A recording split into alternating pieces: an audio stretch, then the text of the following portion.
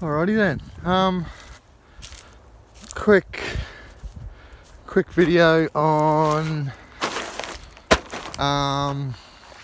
basically how I set up my direct seed beds and what I'm dealing with prior to setting them up and the methods I use, so on and so forth. So that's basically what they look like. This section here that I've left has actually got a higher population of self-sown cherry tomatoes. There's also a little bit of self-sown corn from a crop of corn I had in here. And there's a little bit of the summer cover crop that seems to be coming through as well. There's a lot less of the wandering Jew, largely wandering Jew, which dominates these areas, I'd say, because there's been so much wood chip here. They're probably doing a nitrogen thing. Anyway, they're a bit of a menace to grow with. So I've been coming through, chopping it all down, coming into winter earlier on, when they start to slow up anyway. So I give them heaps of stress then on the rising moon while all the energy's up in the tips. Chop them all up, actually with a giant machete. You could use a whippersnipper, whatever. And then I've solarized it with these black tarps for about a month, give or take. There's actually ginger in these beds, but it's dormant now. I reckon by the time I open these up, it'll start to burst into life. Give me some idea where it is. I planted that in a hurry. Anyway, so yeah, I'm just leaving that bit. I'm going to hand manage some of that and just prioritise some of those tomatoes and that corn, and just keep the wandering Jew at bay on the edges, I guess, with a whippersnipper. Don't let that canna lily flower too much. So anyway, there's a sneaky little start of a tree row in there where I stuck in a couple of red daccas just to save them before I went away. So after all of that process and a month or so, I pull it all back and I'm left with this. You know, there's very little to pull out. A little bit of nut grass that's just alive and struggling. Yeah, the nut's going to come through, but like, honestly, there's not that much that's survived. And if I wanted, I could dig that out, but look, I'm not that worried, eh? The stuff I grow, once I've managed this stuff out of the way, will be up and out of the ground before that nutgrass has a chance to be a problem. I'm growing quick stuff in here, so I'll get it on the flip. Yeah, so I'm basically just raking it back. It's almost pure worm casting.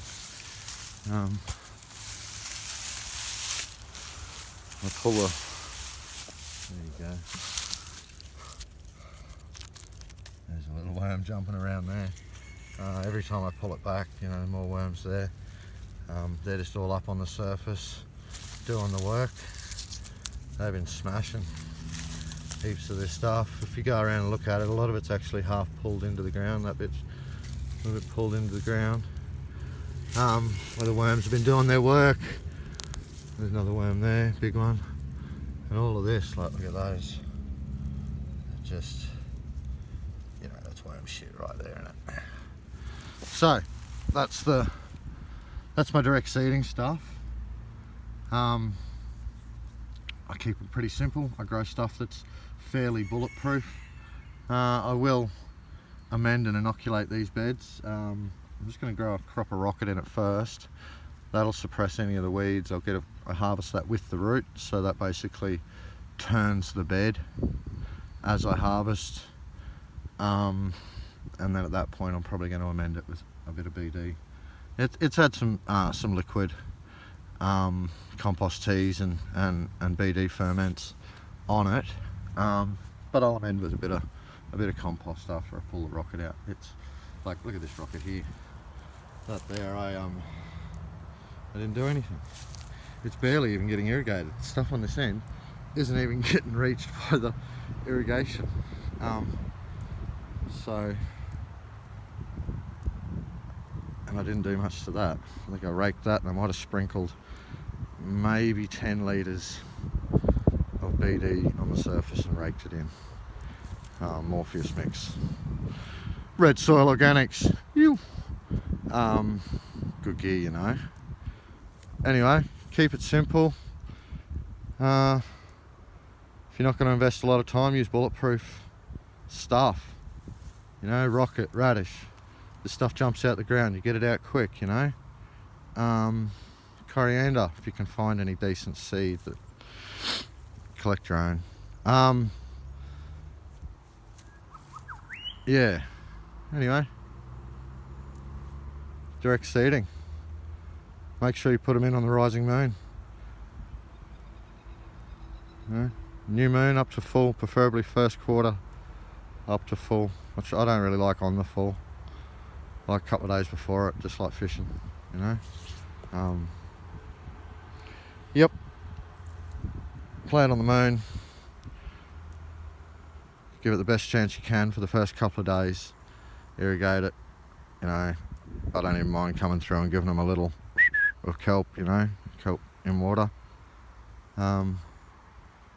Just to get them going. What's that? Is that a snake? Oh, no. No, it's a bit of plastic actually. Yeah, bit of kelp, day 3 or 4 once they poke their heads through. And then bam, off they go. Happy days. You.